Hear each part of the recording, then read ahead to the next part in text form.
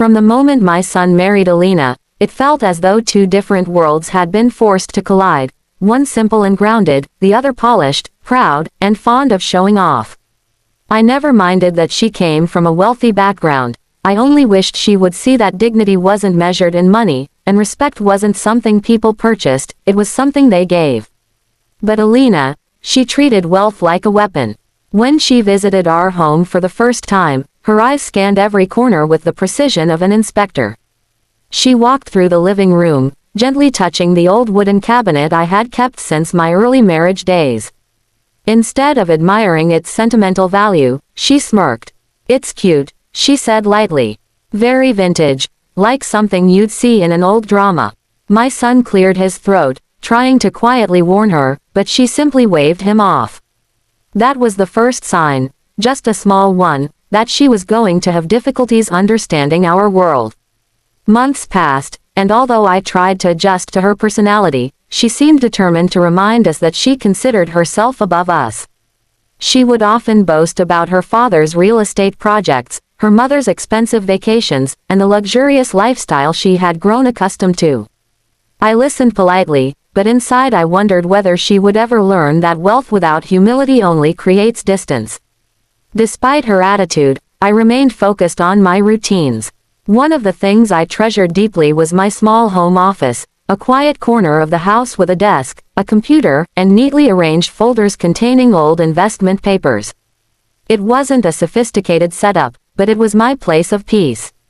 To Alina, however, it was outdated, old-fashioned, as she once said after peeking in.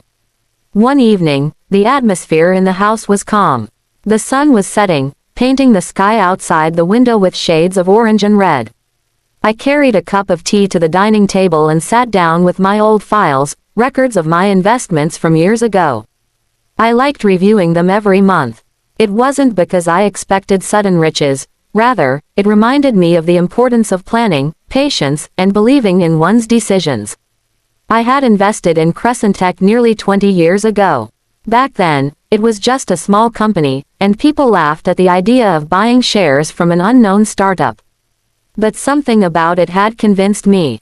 Maybe it was intuition. Maybe it was the hope for a better future. Whatever it was, that decision became one of the few things I quietly held pride in. As I flipped through documents and checked numbers, I felt a familiar satisfaction. I didn't realize Alina was walking toward the dining area until I heard the click of her heels on the tiles. She stopped beside me, leaned slightly over my shoulder, and stared at the papers.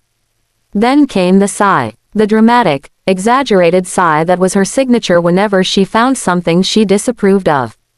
"What is this, Mom?" she asked, her tone dripping with mockery. My son, who had been on the sofa a few feet away, looked up instantly. He sensed trouble. I knew because his shoulders stiffened the moment she opened her mouth. "It's nothing big," I replied gently. "Just checking some old investments." Alina burst into a laugh, sharp and loud, echoing across the room. "Old investments, oh God, are you still wasting time on that tiny portfolio?" she said, placing a hand dramatically on her hip. My son's face tightened. I quietly placed my papers down, hoping she would stop. But Alina had never been someone who stopped once she started. She pulled out a chair, sat right beside me, crossed her legs confidently, and looked at my files as if she were examining something pitiful. "Mom, seriously, how much could it even be worth?" she mocked, tapping her nails on the table. "Some thousands, maybe a few lakhs if you're lucky. Why bother checking it like it's some big financial empire?" Her voice carried a mix of arrogance and disbelief, like the idea of me investing was a joke to her. I took a slow breath. "I've been managing it for years," I said calmly. "Every investment matters, no matter the size." She smirked and leaned back. "That's cute," she said in a syrupy tone. "But my dad always says real investments start from millions. Not from, whatever this is." She waved her hand dismissively at my papers. My heart squeezed a little, not because of her words, but because of the disrespect beneath them. My son shifted uncomfortably in his seat. He looked like he wanted to intervene but didn't know how to do so without causing a scene. As always, I didn't want to embarrass him. I smiled softly. Everyone starts somewhere, Beta. Alina raised an eyebrow. And some people stay, somewhere, she said with a laugh. Honestly, Mom, you should have just given that money to us. We could have used it for our mortgage down payment. At least then it would have gone towards something productive. Her words cut deeper than she realized. I made that investment long before you and my son even met, I said gently. I don't think it would have been wise to give it away. Wise, Alina repeated dramatically. Mom, please, your investment is probably worth less than the handbag I'm carrying. She lifted her designer bag proudly as if it were a trophy. That's the difference between small thinking and big thinking. I remained silent, not because I didn't have anything to say, but because sometimes silence carries more dignity than words. But Alina wasn't satisfied. She leaned forward again, grabbed one of the papers, and squinted at the numbers. 1,000 shares, really, of some old company nobody knows. Oh wow, she said sarcastically. Mom, I love your optimism. Honestly, it's adorable. I gently took the paper back from her hand. Beta, I said softly, mocking someone's efforts doesn't make yours any greater. My tone wasn't harsh. It wasn't bitter. It was simply firm. But Alina hated being corrected, especially by someone she believed had no financial status compared to her family. Her face hardened with irritation. I'm just saying, she snapped. If you had invested in something big, like Dad does, you could have had something meaningful. But this, she pointed at the papers. This is nothing. My son finally stood up. Alina, that's enough, he said quietly. She looked at him with disbelief. What? I'm just being honest. Don't tell me you actually think this tiny investment is worth anything. Silence fell between them. My son looked torn, caught between respecting his mother and keeping peace with his wife. I didn't want him to suffer in that position. So I smiled again, this time with a hint of sadness. It's all right, I told him. She's young. She doesn't understand the value of patience yet. Alina scoffed. Patience won't turn pennies into gold, Mom. I didn't respond. I simply gathered my papers calmly and placed them back in the folder. Inside, though, I felt a quiet ache. Not because she mocked my investment. Not because she underestimated me. Not even because she belittled something I had nurtured for years. I felt hurt because she didn't understand that value isn't just in numbers, it's in discipline, foresight, and consistency. She didn't understand that small steps can lead to big outcomes. She didn't know that life's most meaningful successes often grow slowly, silently, without show. And most of all, she didn't know that the very investment she ridiculed, my tiny portfolio, had grown into something even her wealthy family would respect. But I didn't tell her. I didn't need to. Sometimes the best lessons reveal themselves naturally, at the right time, without you having to prove anything. I looked at her calmly and said the only words that felt right. You'll understand someday, Beta. She rolled her eyes again.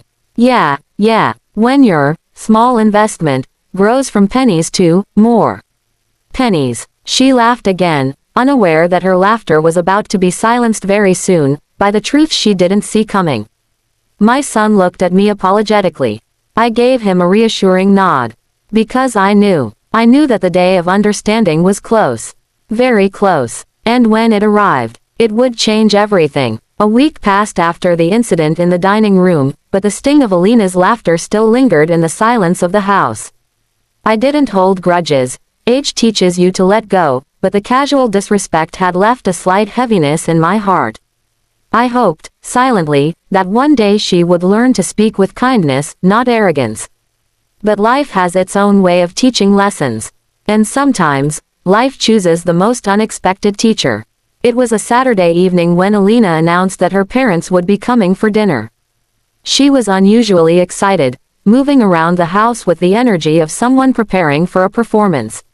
She polished every corner, rearranged cushions, lit scented candles, and even instructed my son to change his shirt twice because he needed to look presentable.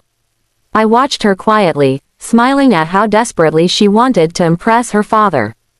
In truth, she had always been deeply fond of him, almost idolizing him. He was a successful businessman, known in the community for his wealth and connections, and she constantly compared everyone to him. Especially me. When the doorbell finally rang, Alina nearly rushed to open it. Her mother walked in first, draped in a shimmering sari, followed by her father, Mr. Hanif, dressed in a tailored suit that looked custom-made. "Assalamu alaikum," he greeted warmly. "Walaikum assalam," I replied with a smile. I had always respected him. Unlike his daughter, he was a man of dignity, soft-spoken, observant, and humble despite his success. Alina hovered around her father like a proud child showing off her craft project. "Dad, doesn't the house look so simple and cozy?" she asked, almost as if she were giving him a tour of a museum. He nodded politely. "Very peaceful. I like it." She looked disappointed by his lack of enthusiasm, but quickly shrugged it off. "Come, sit. I've made your favorite dishes." We all gathered around the dining table. I had cooked 3 dishes myself, nothing too fancy, but heartfelt. As we served the food, the conversation flowed effortlessly at first. Mr. Hanif talked about his recent project, Alina's mother discussed her charity event, and my son spoke about work. I mostly listened, adding small comments when needed. I didn't want to dominate the conversation, I never had. It wasn't until dessert arrived, warm kheer sprinkled with almonds, that things took an unexpected turn. With a gentle smile, Mr. Hanif looked at me and asked, "Baji, how do you spend your days now? Do you have any hobbies or work you enjoy?" Before I could answer, Alina cut in immediately, laughing as though she were revealing a joke. "Dad, you won't believe it," she said, rolling her eyes. "Mom here spends hours with her so-called investment." She even used air quotes mockingly. A tiny little portfolio she treats like a multi-million business. I felt the same heaviness in my chest that I had felt a week ago. My son stiffened beside her, his jaw tightening. He opened his mouth to stop her, but he was too late. Alina was on a roll. "She has these old papers and files," she continued, sipping her spoon of kheer, "and she reviews them like she's some stock market queen. It's honestly adorable, how optimistic she is about her little investment." She laughed loudly, but this time, her father didn't. Mr. Hanif's spoon paused halfway to his mouth. His expression shifted, just slightly, but enough that I noticed. "What investment are you talking about?" he asked, his tone suddenly serious. Alina shrugged, oblivious to the change. "Oh, nothing special. Just some 1,000 shares of some small company she bought decades ago." "What was it called, Mom?" "Something tech. Crescent or something." My heart skipped. I had never thought to mention Crescent Tech to him. Why would I? It was just a private matter. But now, hearing its name said so casually, so dismissively, in front of a man who understood investments, I felt the atmosphere shift. 1,000 shares, he repeated, turning to look at me directly. Of Crescent Tech. There was something sharp in his eyes now. Something almost urgent. I nodded calmly. "Yes, I bought them around 2005. Silence. Complete, absolute silence. Even Alina's mother looked up, confused by her husband's sudden stillness. Then, slowly, like a man trying to process something astonishing, he placed his spoon down and leaned back in his chair. "Baji, are you telling me you invested in Crescent Tech when it was still a startup?" "Yes," I said softly. "It was a small company back then. Very few had heard of it." Alina laughed again. "Exactly. That's why she wasted money. Imagine buying shares of some unknown little company." This time, her father turned sharply toward her. "Alina, keep quiet." The firmness in his voice was enough to freeze her mid-laugh. She blinked. "Dad." He ignored her and turned back to me, almost breathless. "Do you know what Crescent Tech is worth today?" I shook my head. "Not exactly. I haven't checked the current market value in a while." He exhaled deeply, running a hand over his forehead. "Each share," he said slowly, "is worth over 3.5 lakh rupees." The table fell silent. My son coughed, nearly dropping his spoon. Alina stared at her father as if he had spoken in another language. Even her mother leaned forward in shock. I stayed still, absorbing the number quietly. 3.5 lakh. per share, and I had 1,000. My heart beat steadily, not from excitement, but from a quiet, profound confirmation. A feeling of validation that came after 20 years of patience. Alina finally found her voice. Dad, that can't be true. Are you sure? Her father turned to her sharply. I've been following Crescent Tech from the very beginning. Their market value skyrocketed in the past decade. Only a handful of early investors are left. Most sold their shares early except people who had real foresight. He looked at me again, this time with genuine admiration. Baji, this is extraordinary. You weren't just lucky. You were wise. Very, very wise. Alina's mouth hung open. But Mom's investment was small. Very small. It couldn't be worth that much. Her father interrupted her again, this time louder. Alina, do you understand what 1,000 shares means? Your mother-in-law is sitting on wealth worth over 35 crore rupees. Her spoon fell onto her plate with a loud clink. My son stared at me as though seeing me for the first time. His eyes filled with pride and guilt for not standing up earlier. Alina, on the other hand, looked like the ground beneath her had disappeared. But she's never said anything, she whispered. I smiled softly. There was no need, I said. Her father nodded approvingly. Exactly. Wise people don't flaunt. They build quietly. For the first time since she entered my life, Alina looked at me not with superiority, not with irritation, not with entitlement, but with something very close to humility. Maybe even respect. She swallowed, her voice trembling. Mom, I didn't know. I reached out and gently placed a hand on hers. That's why, I said kindly, we should never mock what we don't understand. Her eyes glistened with embarrassment and realization. Her father, now fully composed, let out a sigh. Alina, he said, don't ever judge someone by their simplicity. Real wealth is often silent. There was a softness in his tone, a wisdom he hoped she would absorb. Alina looked down, her cheeks flushed with shame. I'm sorry, she whispered. I really am. I squeezed her hand lightly. It's all right, Beta. You will learn. Life teaches all of us in different ways. But the truth was, life had taught her today. She had always believed that only big money, flashy investments, and loud wealth defined intelligence. But tonight, she learned that sometimes the quietest person at the table carries the deepest strength. Her mother, who had been listening silently, Ally spoke, her voice gentle. You should be very proud of your mother-in-law, she said to Alina. Not embarrassed. My son nodded firmly. I always was, he said softly, looking at me with eyes full of respect. For the first time in months, I felt seen. Not for my money, not for my simplicity, not for my quiet nature. But for my choices, my patience, and my wisdom. Dinner continued quietly after that, each person lost in their own thoughts. But the atmosphere had changed. It felt lighter, clearer, respectful. When Alina stood to help clear the table, she hesitated beside me. Mom, she said softly, if it's not too much, could you teach me about investments? I want to learn properly. I looked into her eyes. No mockery, no arrogance, no superiority. Just sincerity and growth. Of course, I said gently. I'd be happy to. She smiled for the first time that felt real. And as I watched her walk away, I realized something profound. Sometimes the loudest lessons come from the quietest truths. And sometimes, the people who laugh at you today will learn from you tomorrow. I had never wanted revenge, nor to prove myself superior.